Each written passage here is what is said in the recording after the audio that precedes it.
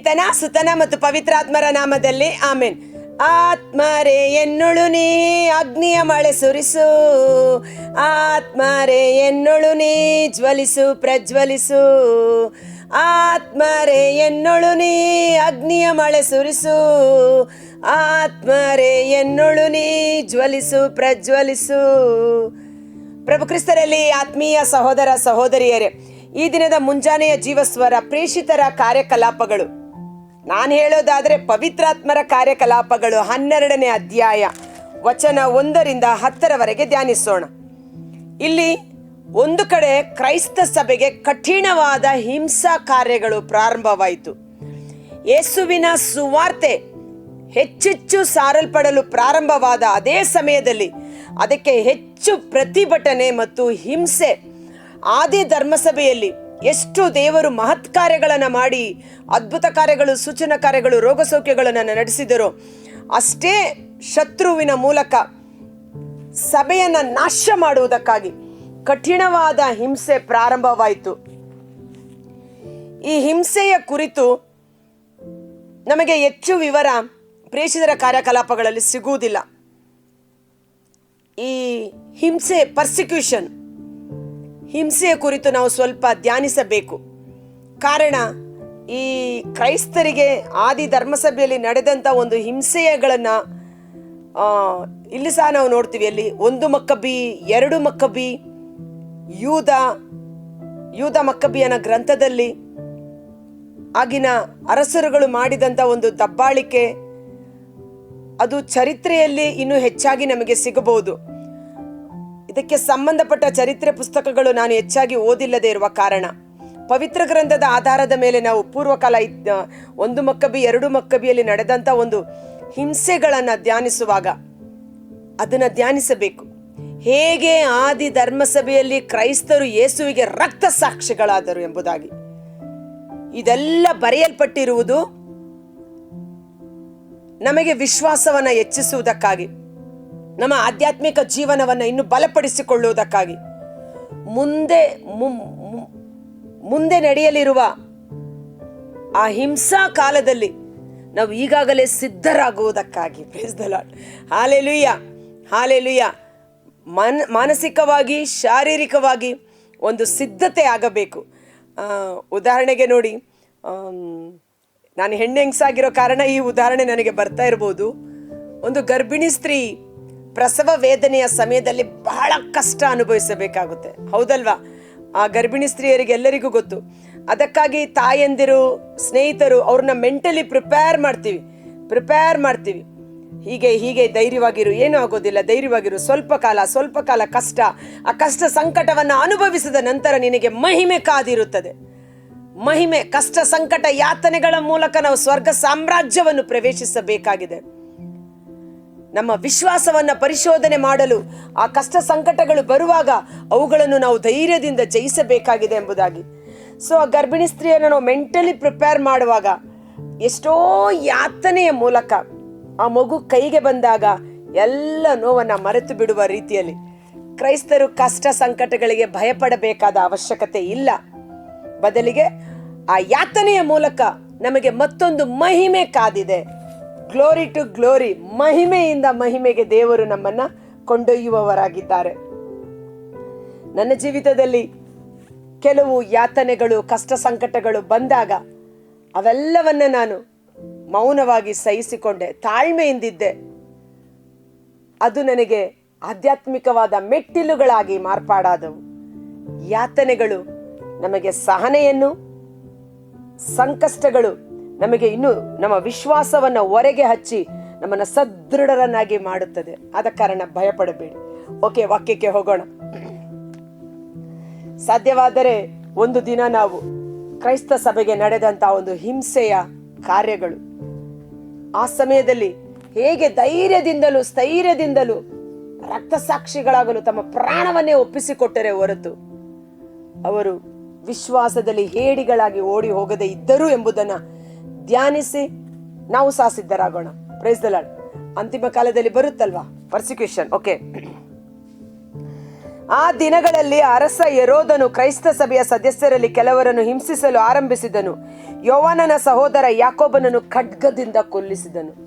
ಯಾಕೋಬ, ಯೋವಾನ, ಪೇತ್ರ ಯೇಸುವಿನೊಟ್ಟಿಗೆ ಸದಾಕಾಲ ಇದ್ದಂಥ 3 ಮಂದಿಗಳಲ್ಲಿ ಒಬ್ಬನಾದ ಯಾಕೋಬ ಸ್ತೆಫನನ ರಕ್ತಸಾಕ್ಷಿಯ ನಂತರ ಶಿಷ್ಯ ವೃಂದದರಲ್ಲಿ ಮೃತಪಟ್ಟ ವ್ಯಕ್ತಿ ಯಾಕೋಬ. ಹೆರೋದ ರಾಜ ಜನರೆಲ್ಲರ ಮುಂದೆ ಆತನನ್ನು ಬಹಿರಂಗವಾಗಿ ಖಡ್ಗದಿಂದ ಕತ್ತರಿಸಿದನು. ಇದನ್ನು ನೋಡಿದ ಶಿಷ್ಯರು ಮರಣ ಭಯದಿಂದ ಸುವಾರ್ತೆಯನ್ನು ಸಾರಬಾರದು, ನಿಲ್ಲಿಸಬೇಕೆಂದು. ಆದರೆ ಎಲ್ಲಿ ಯೇಸುವಿನ ನಾಮದ ನಿಮಿತ್ತ ರಕ್ತ ಸುರಿಸಲ್ಪಡುತ್ತದೋ ಆ ರಕ್ತದಲ್ಲಿ ಜೀವವಿರುವ ಕಾರಣ ಇನ್ನು ಅನೇಕ ವಿಶ್ವಾಸಿಗಳು ಯೇಸುವಿಗಾಗಿ ಎಬ್ಬಿಸಲ್ಪಡುತ್ತಾರೆ. Praise the Lord, hallelujah. ಇದರಿಂದ ಯಹೂದ್ಯರಿಗೆ ಮೆಚ್ಚುಗೆಯಾಯಿತೆಂದು ತಿಳಿದು ಪೇತ್ರನನ್ನು ಸಹ ಬಂಧಿಸಿದನು. ಆಗ ಉಳಿರಹಿತ ರೊಟ್ಟಿಯ ಹಬ್ಬ ನಡೆಯುತ್ತಿತ್ತು. ಪೇತ್ರನನ್ನು ಬಂಧಿಸಿದ ಮೇಲೆ ಸೆರೆಮನೆಯಲ್ಲಿಟ್ಟು ಅವನನ್ನು ಕಾಪಾಡಲು 4 ಸೈನಿಕರಿದ್ದ ಚತುರ್ದಳಕ್ಕೆ ವಹಿಸಿದನು. ಪಾಸ್ಕಾ ಹಬ್ಬದ ನಂತರ ಪೇತ್ರನನ್ನು ಬಹಿರಂಗ ವಿಚಾರಣೆಗೆ ಗುರಿಪಡಿಸಲು ಉದ್ದೇಶಿಸಿದನು. ಪೇತ್ರನನ್ನು ಹೀಗೆ ಸೆರೆಯಲ್ಲಿಟ್ಟಿದ್ದಾಗ ಸಭೆ ಅವನಿಗಾಗಿ ಶ್ರದ್ಧೆಯಿಂದ ದೇವರಿಗೆ ಪ್ರಾರ್ಥನೆ ಮಾಡುತ್ತಿತ್ತು. Price the lord. ಯಾಕೋಬನನ್ನು ಕೊಂದ ನಂತರ ಪೇತ್ರನನ್ನು ಸಹ, ಪೇತ್ರದ ಹೆಡ್ ಅಲ್ವಾ, ಧರ್ಮಸಭೆಗೆ ಒಂದು ನಾಯಕನಾಗಿ ಸಭೆಯನ್ನ ಮುನ್ನಡೆಸಿದ ವ್ಯಕ್ತಿ. ಸೊ ಹೆರೋದ ರಾಜ ಕೊನೆಗೆ ಏನ್ ಮಾಡ್ದ, ನಾಯಕನನ್ನು ಹಿಡಿದರೆ ಸಾಕು, ಉಳಿದರೆಲ್ಲ ಚೆಲ್ಲಪಿಲ್ಲಿ ಆಗುತ್ತಾರೆ ಎಂದು ಪೇತ್ರನನ್ನೇ ಬಂಧಿಸಿ ಸೆರೆಮನೆಯಲ್ಲಿಟ್ಟ. ಪೇತ್ರನನ್ನು ಕೊಲ್ಲುವುದಕ್ಕೆ ಮುಂಚೆ ಅವನೊಂದು ಪ್ಲಾನ್ ಮಾಡ್ತಾನೆ. ಜನರೆಲ್ಲರ ಮುಂದೆ ಬಹಿರಂಗವಾಗಿ ಆತನನ್ನ ಕೊಂದು ಹಾಕುತ್ತೇನೆ, ಈ ಕ್ರೈಸ್ತ ಮಾರ್ಗ, ಹೊಸ ಮಾರ್ಗ ಸಂಪೂರ್ಣವಾಗಿ ನಾಶ ಮಾಡಿ ಬಿಡುತ್ತೇನೆ ಎಂದು ಮನುಷ್ಯ ಪ್ಲಾನ್ ಮಾಡ್ತಾನೆ. ಆ ರೀತಿ ಪ್ಲಾನ್ ಮಾಡಿದ ಹೆರೋದನ ದುರವಸ್ಥೆ ಏನಾಯ್ತೆಂದು ತದನಂತರದ ಜೀವಸ್ವರದಲ್ಲಿ ನಾವು ನೋಡೋಣ. ಇವತ್ತು ಮನುಷ್ಯರಿಗೆ ನೀವು ಭಯಪಡಬೇಡಿ. ದೇಹ ಮತ್ತಾಯ 10:28 ಪ್ರಭು ಯೇಸು ತಮ್ಮ ಶಿಷ್ಯರನ್ನ ಸೇವೆಗಾಗಿ ಕಳಿಸಿಕೊಡುವಾಗ ಹೇಳಿದಂತ ಮಾತುಗಳು, ದೇಹವನ್ನ ಕೊಂದು ಹಾಕುವವನಿಗೆ ಭಯಪಡಬೇಡಿ, ಅವನು ನಿಮ್ಮ ದೇಹವನ್ನ ಕೊಂದು ಹಾಕಿದರೂ ಸಹ ನಿಮ್ಮ ಆತ್ಮವನ್ನ ಏನೂ ಮಾಡಲು ಸಾಧ್ಯವಿಲ್ಲ. ಈ ದೇಹ ಇಲ್ಲಿ ನೀವು ಕಳೆದುಕೊಂಡರೂ ಪುನರುತ್ಥಾನದ ಸಮಯದಲ್ಲಿ ಅದನ್ನು ನೀವು ಪಡೆದುಕೊಳ್ಳುತ್ತೀರಿ ಎಂಬುದಾಗಿ ಇದನ್ನು ಓದುವಾಗ ಬಹಳ ಪವಿತ್ರಾತ್ಮರು ಪ್ರೇರೇಪಣೆ ಮಾಡುತ್ತಾರೆ. 2 ಮಕ್ಕಬ್ಬಿ 7ನೇ ಅಧ್ಯಾಯದಲ್ಲಿ ಒಂದು ಅದ್ಭುತಕರವಾದ ಘಟನೆ. ಪವಿತ್ರ ಗ್ರಂಥ ಇರುವವರೆಲ್ಲರೂ ಇವತ್ತು ಫ್ರೀ ಆಗಿದ್ದರೆ, ಅಥವಾ ಸಮಯ ಫ್ರೀ ಅಲ್ಲ, ನೀವು ಸಮಯ ಮಾಡ್ಕೋಬೇಕು.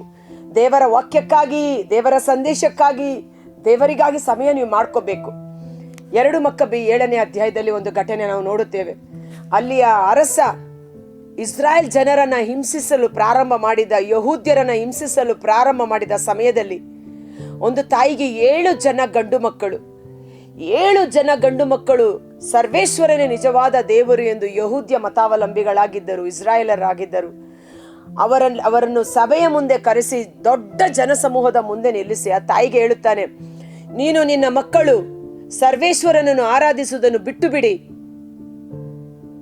ದೇವರಿಗೆ ನಿಷಿದ್ಧ ಪದಾರ್ಥ, ಹಂದಿ ಮಾಂಸ ತಿನ್ಬೇಕು, ಇನ್ನೊಂದು ಅಂತ ಕಾರ್ಯಗಳಲ್ಲಿ ಇವರನ್ನ ತಲ್ಲೀನಪಡಿಸಬೇಕು, ವಿಗ್ರಹಾರಾಧನೆ ಮಾಡಬೇಕೆಂದು ಬಲವಂತ ಮಾಡುತ್ತಾನೆ. ಆದರೆ ತಾಯಿ ಮತ್ತು ಮಕ್ಕಳು ಹೇಳ್ತಾರೆ, ರಾಜರೇ ನಿಮಗಿದು ಗೊತ್ತಿರಲಿ, ನಾವು ಸರ್ವೇಶ್ವರನೊಬ್ಬನನ್ನು ಬಿಟ್ಟು ಬೇರಾರನ್ನು ನಾವು ಆರಾಧಿಸುವುದಿಲ್ಲ ಎಂಬುದಾಗಿ. ಆ ಸಮಯದಲ್ಲಿ ಆ ತಾಯಿ ಮತ್ತು 7 ಜನ ಗಂಡು ಮಕ್ಕಳಲ್ಲಿ ಮೊದಲನೆಯ ಮಗನನ್ನ ಸಭೆಯ ಮುಂದೆ ಕರೆದು ಆತನ ತಲೆಗೂದಲನ್ನ ಸೀಳಿ ಕೈಕಾಲುಗಳನ್ನ ಕತ್ತರಿಸಿ ಅವನಿಗೆ ಚಿತ್ರ ಹಿಂಸೆ ಮಾಡ್ತಾ ಇರ್ತಾರೆ. ಅದನ್ನೆಲ್ಲ ನಿಂತ್ಕೊಂಡು ಉಳಿದ 6 ಮಂದಿ ತಮ್ಮಂದಿರು ಮತ್ತು ತಾಯಿ ನೋಡ್ಬೇಕಾಗಿತ್ತು.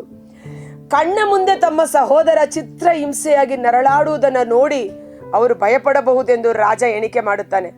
ಆದರೆ ತಾಯಿ ಅದ್ಭುತಕರವಾಗಿ ಹೇಳ್ತಾಳೆ, ಮೊದಲೇ ಸ್ತ್ರೀಯರಿಗೆ ಸ್ವಲ್ಪ ಒಂದು ಆವೇಶ, ಅಥವಾ ಸ್ತ್ರೀಯರು ಬೇಗ ಕಣ್ಣೀರು ಹಾಕೋತಾರೆ, ಅಥವಾ ಬೇಗ ಆವೇಶ ಒಳಗಾಗ್ತಾರೆ. ಆಕೆ ಸ್ತ್ರೀ ಮತ್ತು ಸ್ತ್ರೀಯ ಒಂದು ಆವೇಶ ಸಹಜವಾಗಿ ಆಕೆ ಉದ್ಗರಿಸ್ತಾಳೆ, ಮಗನೇ, ನೀನು ದೇವರ ಆಜ್ಞೆಯನ್ನ ನಡೆಸುವುದಕ್ಕಾಗಿ ಪ್ರಾಣವನ್ನ ತ್ಯಾಗ ಮಾಡಲು ಹಿಂಜರಿಯಬೇಡ. ಈ ಅರಸ ನಮ್ಮ ಪ್ರಾಣವನ್ನು ಕೊಲ್ಲಬಹುದು, ನಮ್ಮ ಶರೀರವನ್ನು ಕೊಲ್ಲಬಹುದು, ಆದರೆ ದೇವರಿಗಾಗಿ ನಾವು ರಕ್ತ ಸಾಕ್ಷಿಗಳಾಗ್ತಾ ಇದ್ದೇವೆ. ದೇವರು ನಮ್ಮನ್ನು ಮತ್ತೆ ಪುನರುತ್ಥಾನಗೊಳಿಸಿ ನಿತ್ಯ ಜೀವದ ಸೌಭಾಗ್ಯವನ್ನು ನಮಗೆ ಅನುಗ್ರಹಿಸುತ್ತಾರೆ ಎಂದು ಪುನರುತ್ಥಾನದ ಬಗ್ಗೆ ಆಕೆ ತನ್ನ ಮಕ್ಕಳನ್ನ ಪ್ರೇರೇಪಣೆ ಮಾಡುತ್ತಾಳೆ. ಮೊದಲನೇ ಮಗ ಸತ್ತ, ಎರಡನೇ ಮಗನ ಕರೀತಾರೆ, ಮೂರನೇ ಮಗ, ನಾಲ್ಕನೇ ಮಗ. ತಾಯಿಯ ಕಣ್ಮುಂದೆ ಒಂದೊಂದೇ ಮಕ್ಕಳು ಜನ ಸಮೂಹದ ಮುಂದೆ ಬಹಿರಂಗವಾಗಿ, ಅದು ಒಂದೇ ರೀತಿಯಲ್ಲಿ ಸಾಯಿಸುವುದಿಲ್ಲ, ಚಿತ್ರ ಹಿಂಸೆ, ನರಗಳು, ಕೈಕಾಲು ಕಡಿಯೋದು, ಬೆಂಕಿಯಲ್ಲಿ ಬಾಂಡ್ಲಿಯಲ್ಲಿ ಹಾಕೋದು, ಈ ರೀತಿಯಲ್ಲಿ. ಕೊನೆಗೆ ಒಬ್ಬ ಮಗ ಇದ್ದಾನೆ, 7ನೇ ಮಗ. ಆಗ ಹೇಳ್ತಾನೆ 7ನೇ ಮಗನಿಗೆ ರಾಜ, ಮಗನೇ, ನೀನೊಬ್ಬ ಉಳ್ಕೊಂಡಿದ್ಯಾ ನಿಮ್ಮ ಸಂತತಿಯಲ್ಲಿ, ನಿಮ್ಮ ಅಣ್ಣಂದಿರಂತೆ ನೀನು ಮೂರ್ಖನಾಗಬೇಡ, ನಿನ್ನ ತಾಯಿ ಮಾತನ್ನ ಕೇಳಬೇಡ.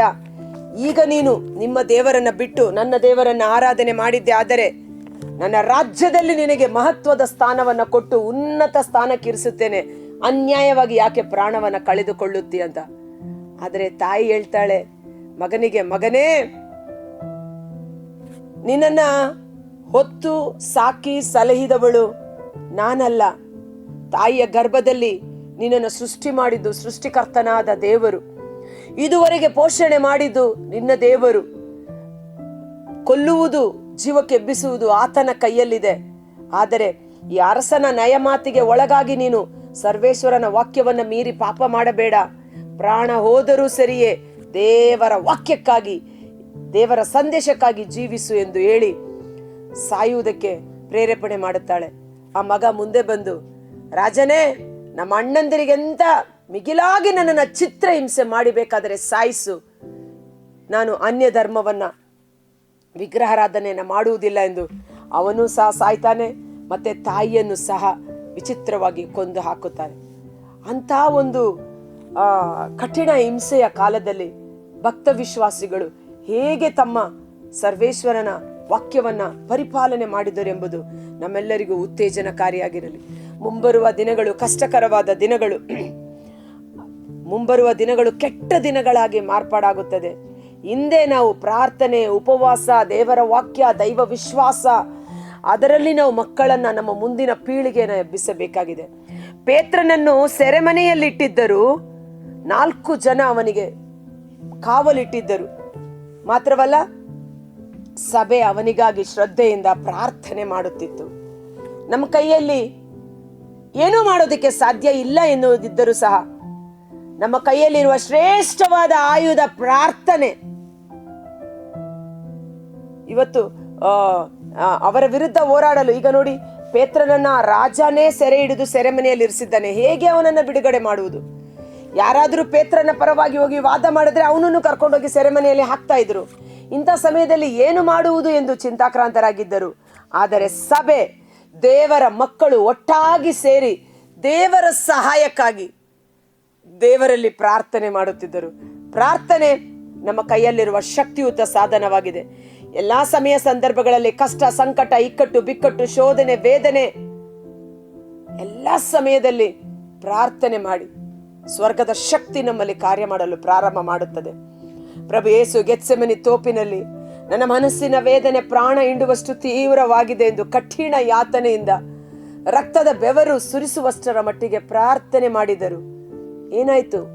ಸ್ವರ್ಗದಿಂದ ದೇವದೂತನು ಇಳಿದು ಬಂದು ಸಶರೀರವಾಗಿ ಯೇಸುವನ್ನ ಬಲಪಡಿಸಿ ದೇವರ ಚಿತ್ತವನ್ನ ಮುನ್ನಡೆಸಲು, ನೆರವೇರಿಸಲು ಬಲ ಹೊಂದಿದರು. ಪ್ರಾರ್ಥನೆ ನಮ್ಮ ಒಳ ಮನುಷ್ಯನನ್ನ ಬಲಪಡಿಸುತ್ತದೆ. ಕರ್ತರಾದ ಯೇಸುವೇ, ಮುಂಜಾನೆ ವೇಳೆ ಜೀವಸ್ವರವನ್ನು ಆಲಿಸುತ್ತಿರುವ ಪ್ರತಿಯೊಬ್ಬ ಸಹೋದರ ಸಹೋದರಿಯವರ ಕುಟುಂಬಗಳನ್ನು ನಿಮ್ಮ ಕರಗಳಿಗೆ ಸಮರ್ಪಿಸುತ್ತೇನೆ.